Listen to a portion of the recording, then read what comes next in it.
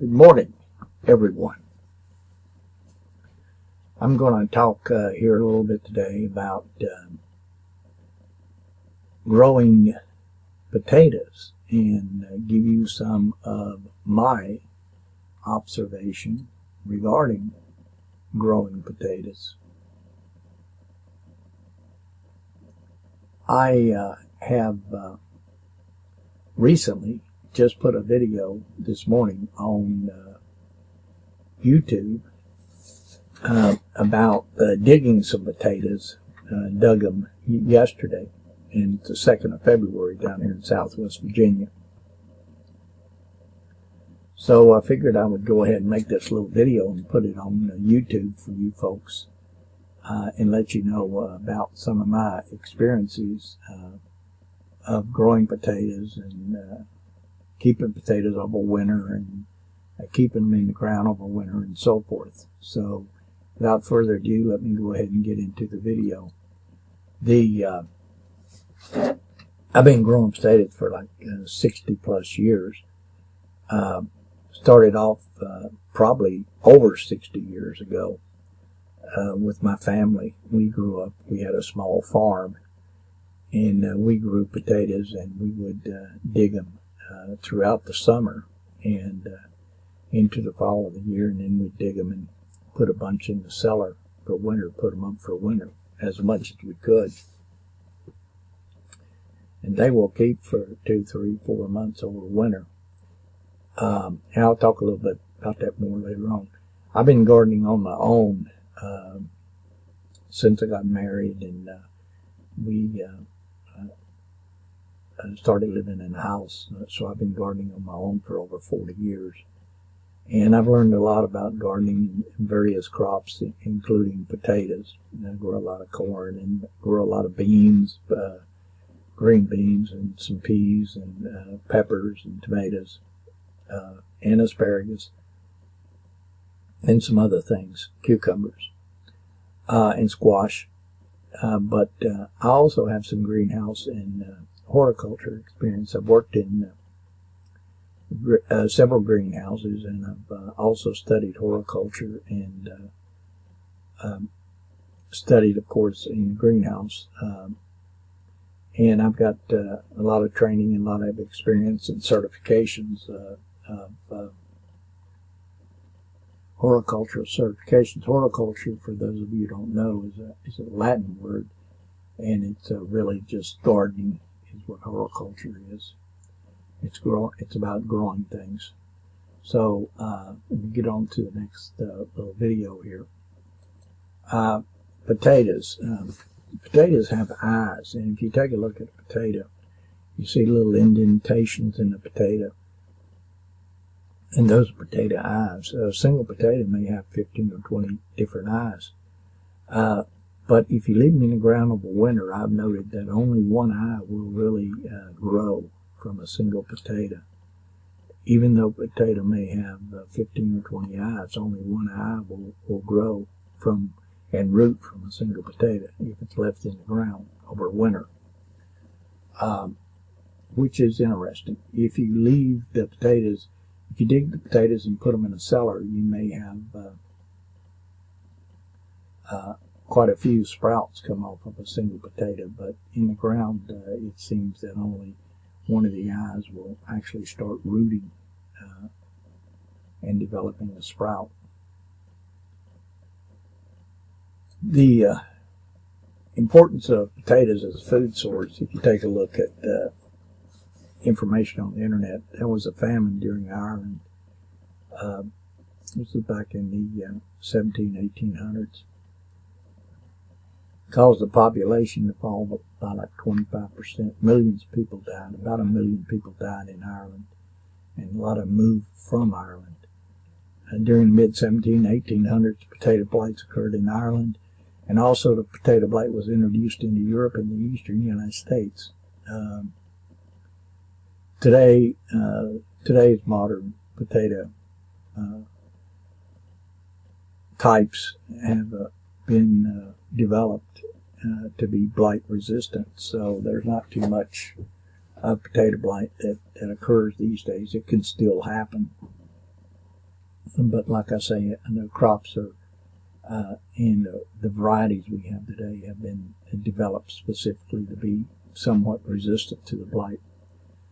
Potatoes is the world's fourth largest food crop, and it's very, very important. A lot of people really depend upon potatoes to live, to eat. Potatoes are cheap food, and without potatoes, a lot of people would starve.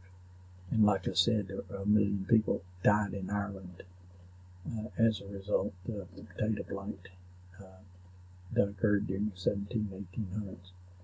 So getting on down here to to the next one. These are my observations about growing potatoes, and like I say, I've been growing potatoes for years and years and years. It's best to plant them in the fall if possible, but very few people really do that, and I really haven't done that very much. I've saw some videos and I've read some articles where people talk about planting potatoes in the fall. Problem is you can't get good seed potatoes in the fall. The places that sell seed potatoes, they only sell them in the early spring, right around April in this area. And I found that if you don't get your seed potatoes by April in this area, then what happens is that if you go down there like April the 15th or something, they'll all be sold out. So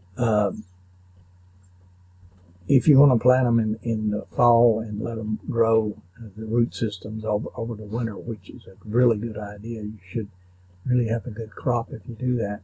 What you need to do is when you're digging the potatoes throughout the summer to save some of the small ones and put them in the ground and let them develop root systems over winter. What I'm going to do is I'm going to put some in pots and put them in the ground and let them develop over winter this year. And the reason why I'm going to put them in pots is because you can take the pot and pull it up out of the ground and replant it, and you can keep a lot of the root. If you keep it in the pot, you can keep a lot of the dirt around the roots. And you can just cut the pot away from the root completely, away from the root ball completely. And you'll be able to keep most of the dirt around the roots, which will keep them alive and healthy. So what I've found is that no small potatoes really will develop on the roots over winter. It appears that the green plants are necessary for the small potatoes to start developing on the roots. Now, if you keep potatoes in root cellars or basement, the potatoes become kind of spongy. They become soft, and they will develop a lot of sprouts. As a matter of fact, a single potato will develop a good many sprouts, even though if you leave one in the ground, only one of those eyes will start rooting. And I'm not sure why that is, but that's the way it seems to work. But in a root cellar or a basement, there's no root growth that takes place, but potatoes will sprout. And if they were in some sort of compost or something like that, they would develop some root growth. Moving on here to the next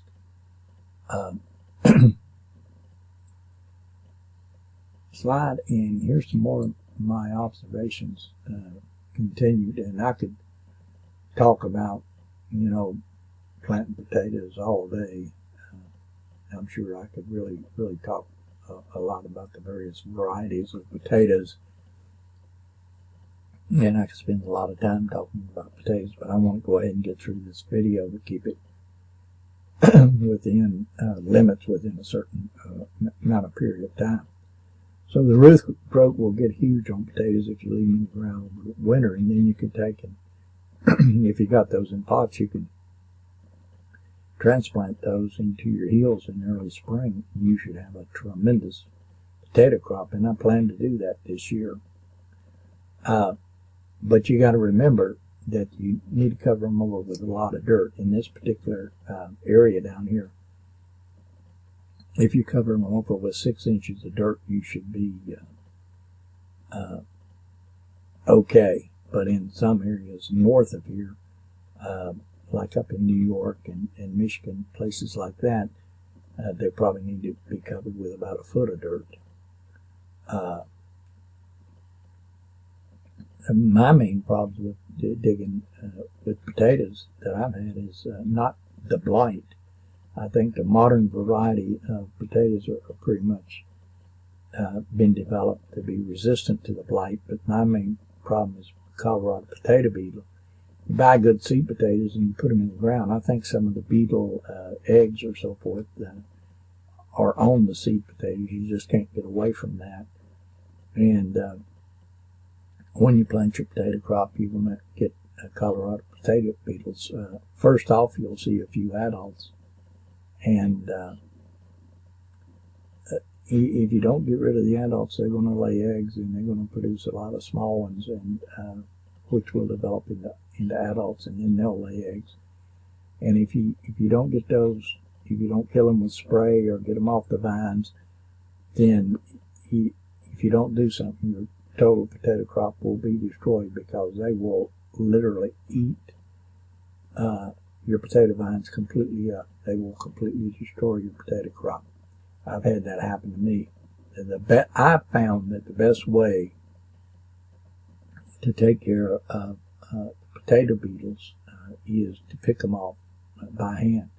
I take like an empty empty plastic soda bottle, and I take the top off, put some dirt down in there, and then I just take the little larvae and I just take and put them down in there, and after I get quite a few of them in there, just shake the dirt around, and then after I get them all off, I just take and dig a deep hole and throw them in the hole and cover them over with dirt, and maybe stomp them down to kill them. Or you can put a little oil in a soda bottle too, plastic soda bottle, and then that'll take care of them also. Just jostle them around once you get quite a few in there, because they will try to crawl out. But I pick them off, and I'll do that maybe 2, 3, 4 times a week. Sometimes I have like 30 minutes, 15, 20, 30 minutes. I'll just go out and walk through my potato vines and just pick off those little Colorado potato beetle larvae and just drop them down in that little plastic soda bottle, and I'll get them all off. And that seems to work really, really good for me. I've been doing that for a couple of years, and that seems to be the best way to do it. So let me get on out of this video here. Once again, it's Southwest Virginia Outdoors, and you can leave me a comment if you like, and I hope you enjoyed the video. And please subscribe to my videos if you would, and that way I'll be able to put more on here and bring you folks hopefully some really good videos that you like. And I do most my videos on outdoor things, gardening, and do some mushroom hunting, some fishing, and hiking, and lots of things like that. So if you're interested in those sort of things, please subscribe, and you'll be notified of any other videos that I post. But anyway, thanks a lot, and you folks have a nice day.